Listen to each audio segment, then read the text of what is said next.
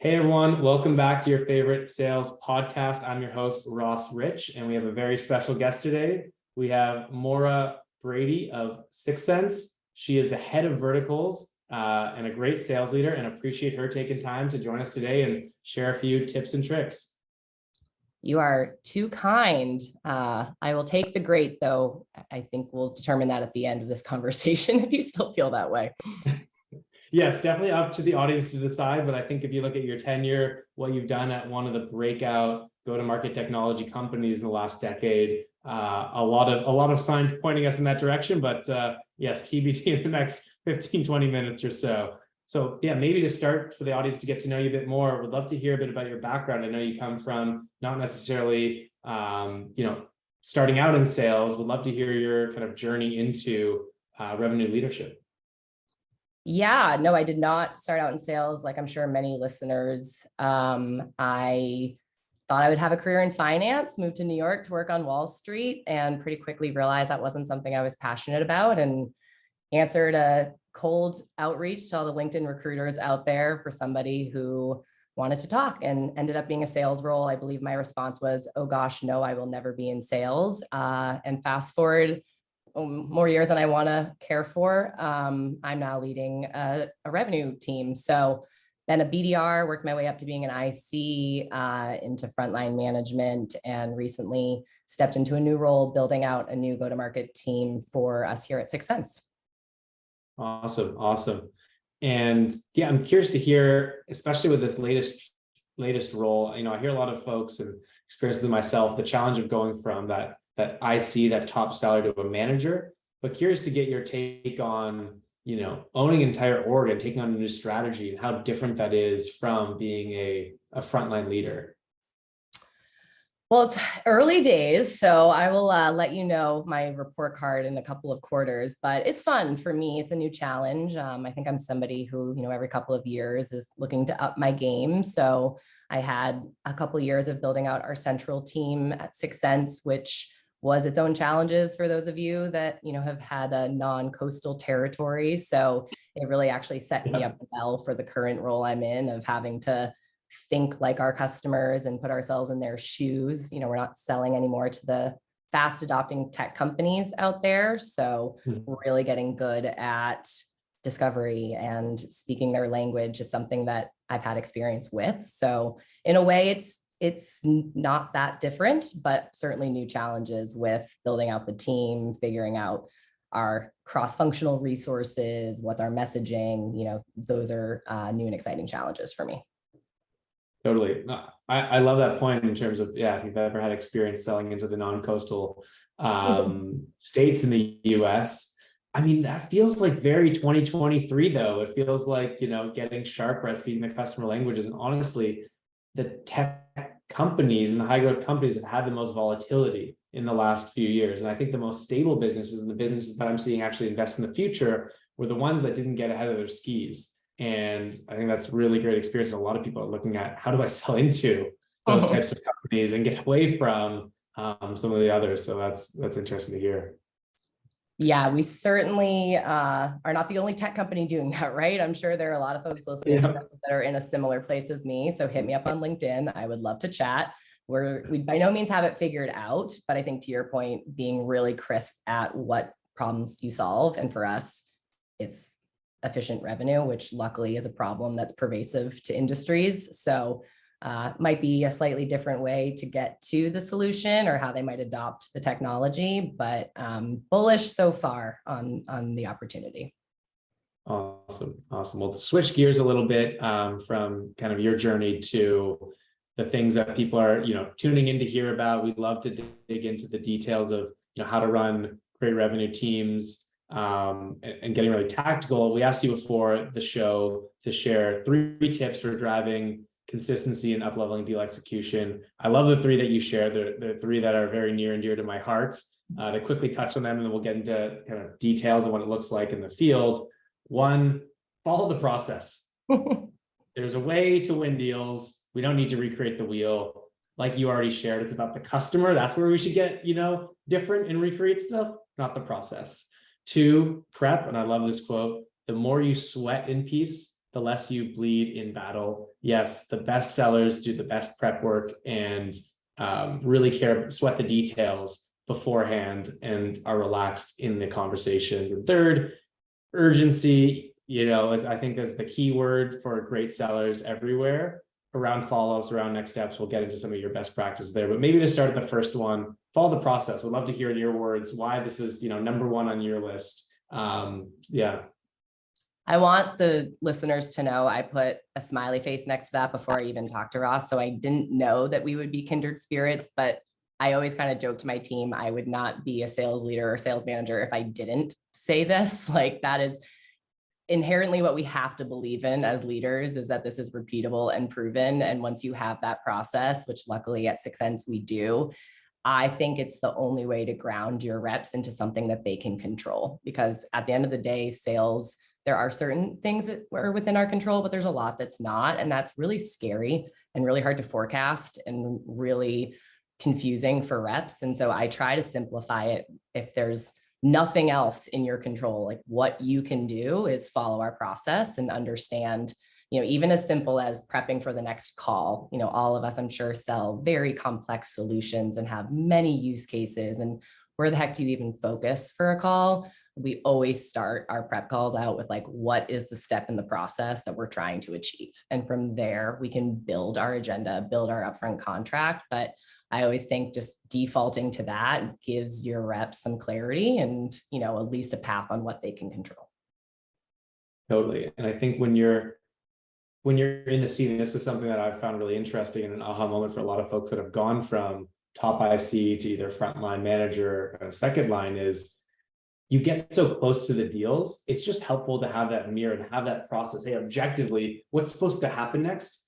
And it's so easy to skip those steps. It's so easy to say, hey, no, this champion's a bit different. This company, no, this is definitely going to happen. Just do the thing that takes 5 or 10 minutes, even though you're between calls and behind on follow-ups and all those things. And you're going to thank yourself later. And this still happens to me. And I'm sure this still happens to yourself and best reps on your team. It's so easy to get off the process when things feel, almost easy. And it's in those deals, like, just do the 110% stuff and get it done. It's kind of counterintuitive, right? Almost you kind of go off track on the things you definitely should be staying on. Does that feel right to you? Absolutely. I mean, there are going to be those instances where the flukes happen, but you can't forecast flukes. Like, that has to be your bluebirds. That has to be the deals that are getting you into accelerators. But if you're going to be consistent, and we're all in this business, carrying a number and need to perform on a consistent manner, the only way to do that is with a process. So I agree on slowing down to speed up. That's something our CEO says a lot. If in our process we have checks and balances and we realize that we've skipped steps, like, we try to encourage a culture of, like, accepting that it's okay to call out the gaps. Let's go back and address them before we blow right past them. Totally. We'll love that one. Follow the process. Some takeaways that I have there from you. Simplify. Yes. Sales, especially up market, very complex, stakeholders, business cases, mapping out accounts, all this kind of stuff. Just follow the process. Make it easy on yourself. There's so much uncertainty. You can't control everything. I love that. So number 2, I'll let you take it from here, but prep work in sales. These are like I feel like these are the unsexy things that people don't talk a lot about that makes a huge difference in those top performers. So what does doing more prep mean to you in sales?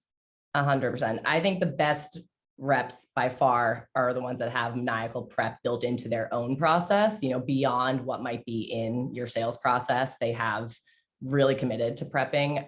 My first time in enterprise sales, I had a VP of sales who used to say, the more you sweat in peace, the less you bleed in battle. And I actually thought it was a little bit morbid. I don't do blood very well. But it did stick with me because that place was the most maniacal about prep. We had to prep about 3 times before a meeting, and that was very upmarket. You didn't have a lot of pipeline. So I will say, this is contextual to the sizes of your deals and the complexity of your deals, but I've found that the time that you put into prep, you get back twofold in shortening deal cycles, because it's when we don't prep and we wing it and you go into those deals with a half-baked plan, or you haven't fully got on board with your resources on how you're going to leverage them, we achieve a fraction of what we set out to, and we end up having more calls and taking up more resources. And today's world, all of us, need our resources. So prepping actually takes up much less time in the long run if it's done well.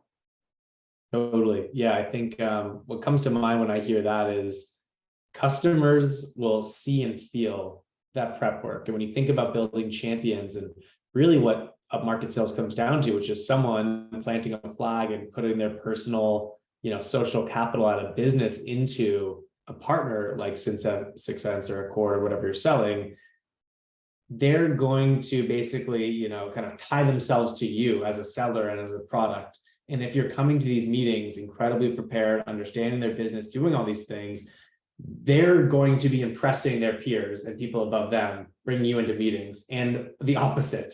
And if you think that you're just a great seller and a talker and all stuff, the people that actually have the social capital and can get things done to companies, they're the best of the best. They can see through that instantly.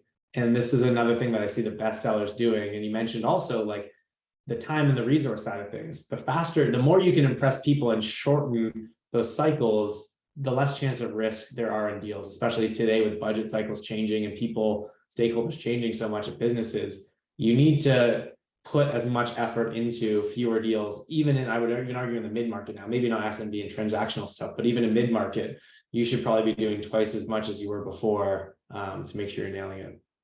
I mean, one extra call can be all it takes for a deal to fall apart. When I think about my third tip, which I'll get to, operating with urgency, you've got to make the most of all of the customer interactions that we have these days. And again, what we can control is prepping for those to knock them out of the park. You said it, people still buy from people, and they're going to know what experience they walk away from with it.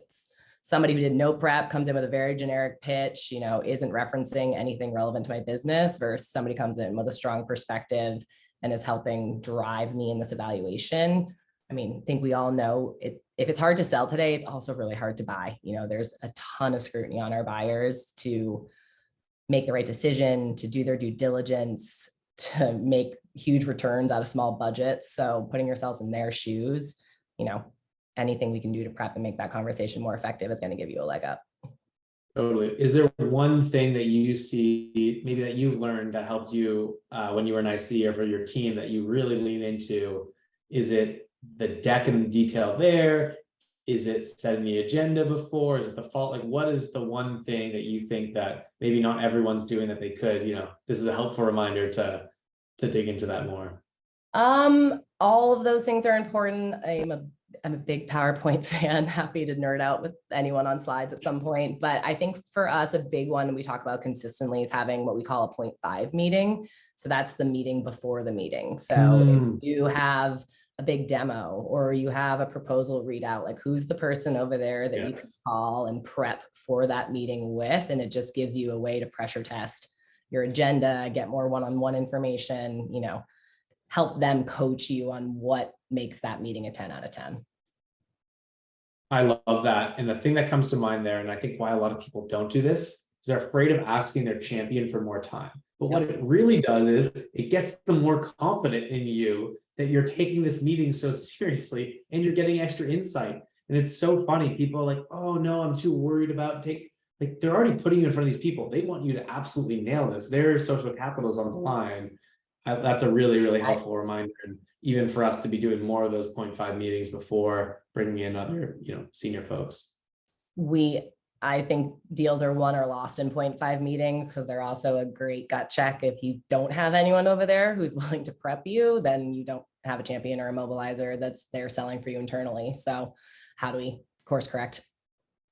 Totally. And I also love the framing and the phrase 0.5 meetings. I'm going to steal that.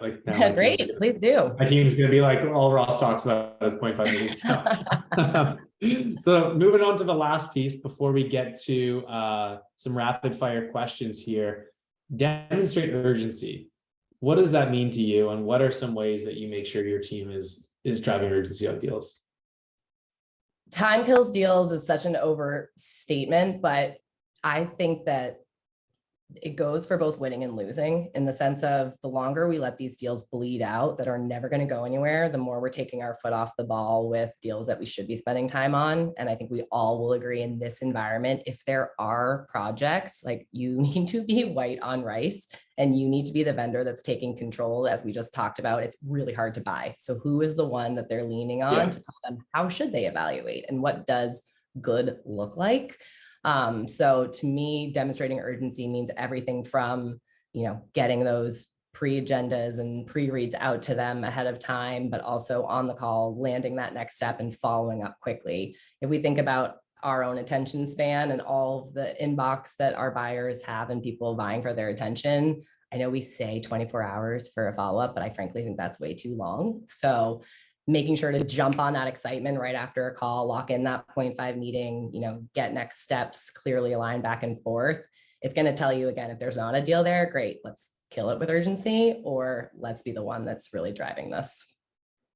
Totally. So I agree with all these points, and I think just the objectively right things to do for the process, for the prep work and urgency. Let's talk about something that again, is maybe the less sexy stuff, but the stuff that matters is actually getting your team to do these things, right? Let's say you got out of that IC role, you were the one nailing all these things, you built out your process, maybe you were like a written task list person, maybe you live out of your Google Calendar, maybe you live out of your inbox, so you have your system.